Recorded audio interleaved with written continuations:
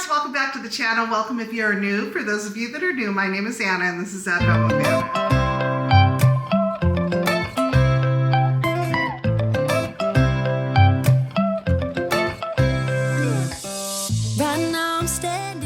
I just came back from Home Depot and I picked up some garden soil. We are amending our clay soil a little bit each year, and so we've done a really great job in the front. So you'll see that when I plant, I always add like organic matter to the clay soil. That will eventually help break that clay soil down and be easy to plant in. So as the years roll on, hopefully we'll have an easier garden to deal with. But I picked up some plants. We're going to concentrate on two areas of the backyard garden. I'll take you back there in just a minute to show you. We are going to concentrate around my Sun Valley maples and the two hydrangea beds in front of the patio. I didn't plant those up last year, and I don't want to forget about them this year. Time just got away because we were doing a new garden and the whole thing, and so time just got away from us, and so I never got a chance to do that. So I want to make sure to take care of that first before we move on. So I'm going to show you what I got to plant today. I did get three small plants to plant in the larger part of the garden, and I'm also going to walk you through that. I don't know what's coming up. I will put the names of what I'm showing you on the screen down below, but I can't remember for the life of me what I planted last year that's coming up out of the ground. So, but anyways, let me show you what I picked up that we're going to be working with today. My backyard is 90% sun. It gets hardly any shade at all.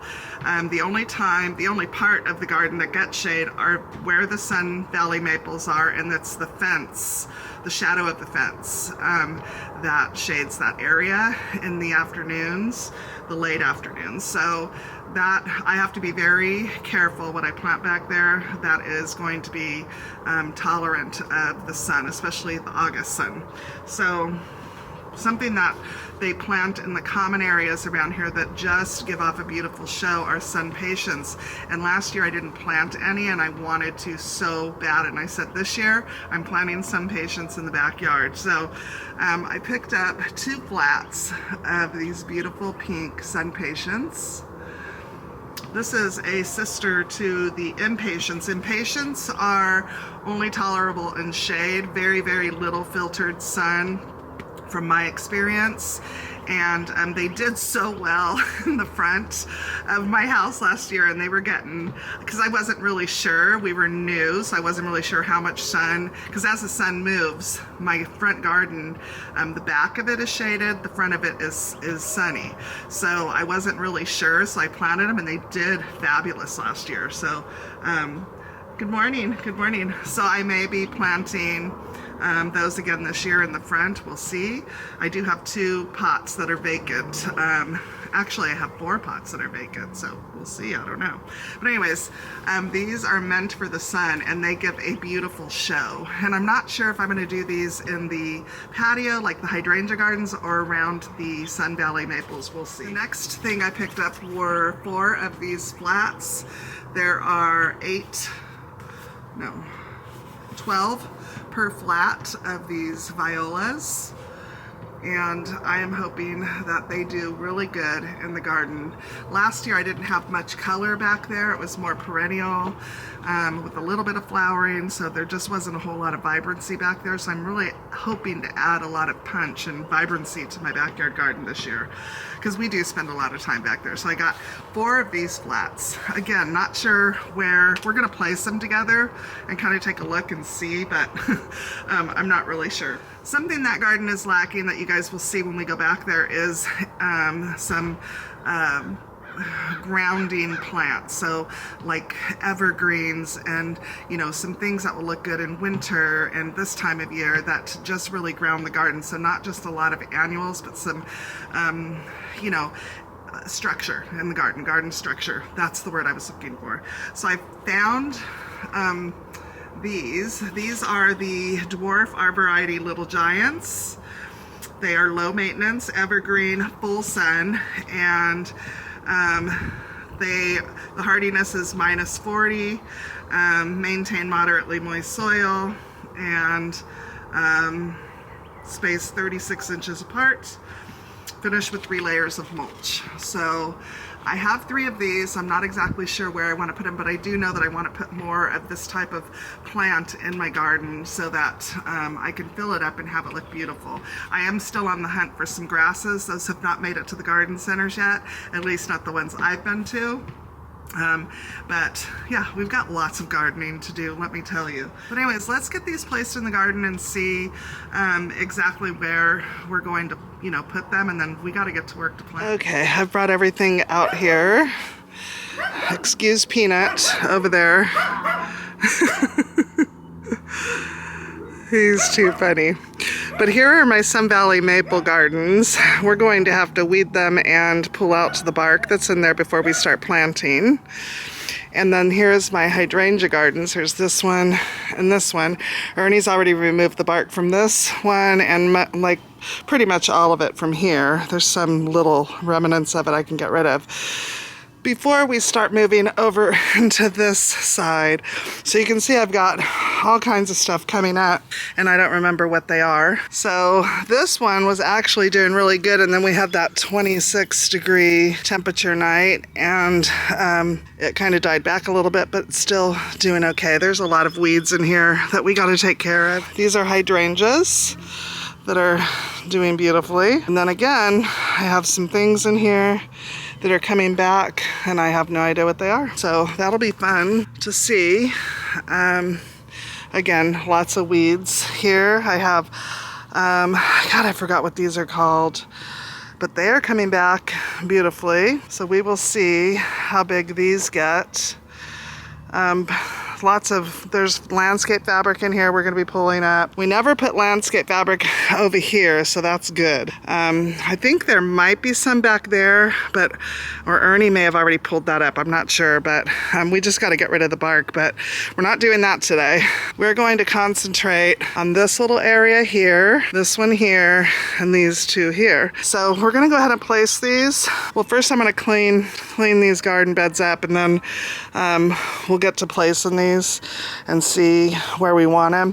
And then the little arborvitae, we're going to plant those somewhere in here. Just not sure. Oh, this is a sweet bay magnolia.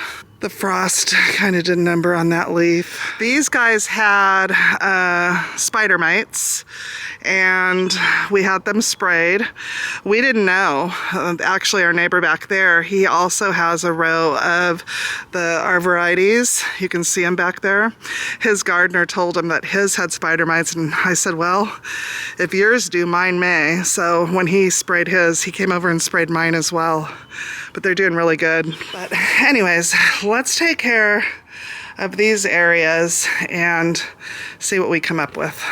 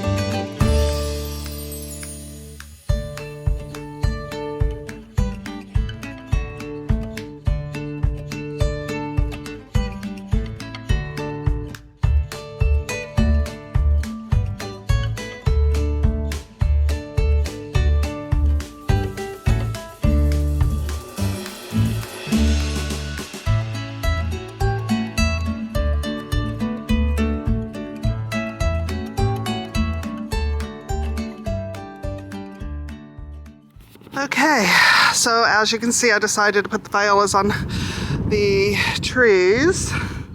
And this is what I call cheat gardening because annuals have such a short lifespan, so they don't deep root into the ground. So I make my life easier by adding compost, not at the crown of the tree, away from the tree, and plant inside that. So I've got nice loose soil. It also helps the roots to spread out quicker, and you get a faster growth rate as far as I'm concerned. This is something that I've always done. So cheat gardening for the win. All right, let's take care of that one.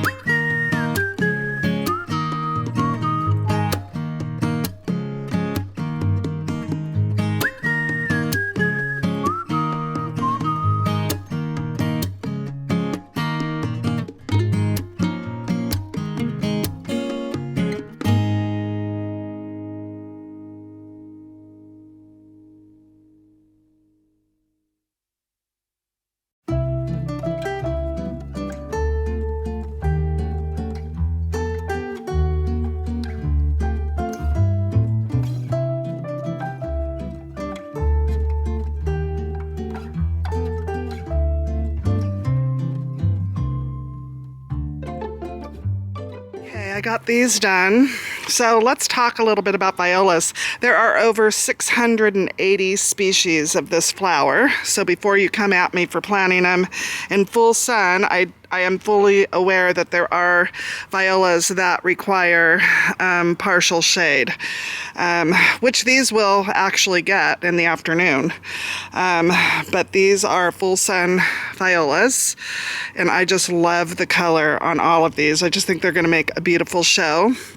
They will bloom all summer, and maybe with proper care, if we remember to fertilize, they will come back in the fall. So fingers crossed, that is what happens with these. But anyways, they look beautiful. I really need to define this edge. I just don't have it in me to do that today. What I really want to do is call the curbing edge and have them come out and edge everything, but I just don't want to spend $2,000 right now. So this will have to suffice. I think I'll have Ernie probably do that this weekend, just because it helps keep the dirt out of the grass. He did it already over here. You can see he started, so I'll have him do that with this one this weekend, but I just didn't have it in me. So now we are going to place our sun patients. I have 8 per area. So I think I'm going to place, I'll place this one first, and then we'll go over to that one. I still got to clean the bark out of that one. There's a little bit of bark left in this one I want to take out. I have 2 bags of organic matter left. I don't think I'm going to get away with fake gardening with just 2 bags. So I'm going to clean this out of all the bark, and there's a couple of weeds in here. Then go ahead and place my soil, and then we'll see if I need to dig or not dig into the actual clay soil. I'm hoping I don't have to, but here we go.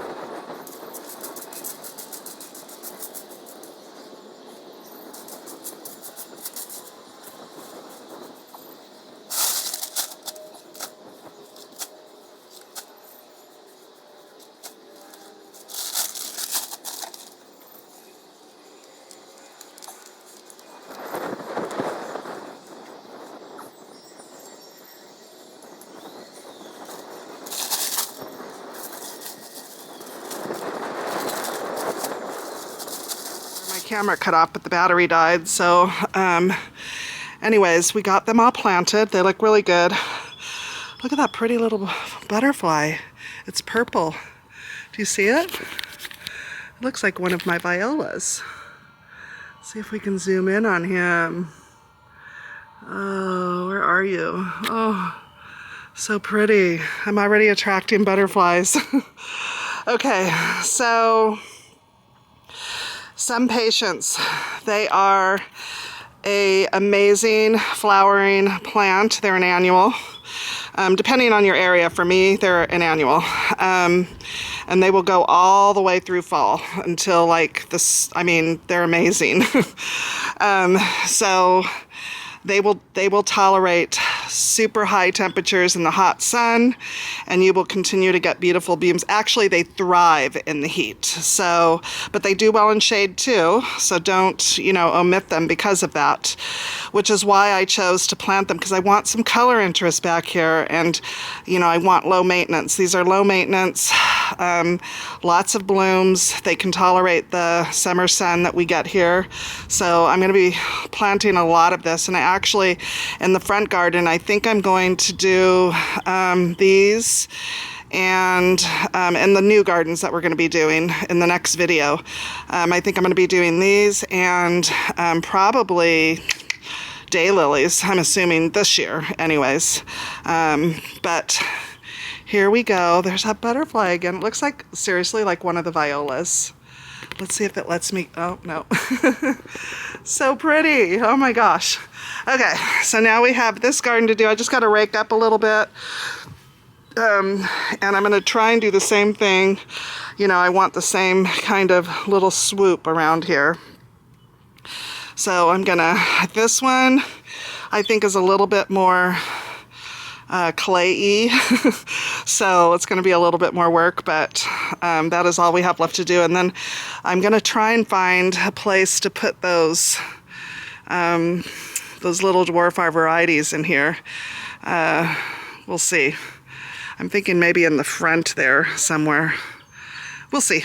Anyways, let's get this one going.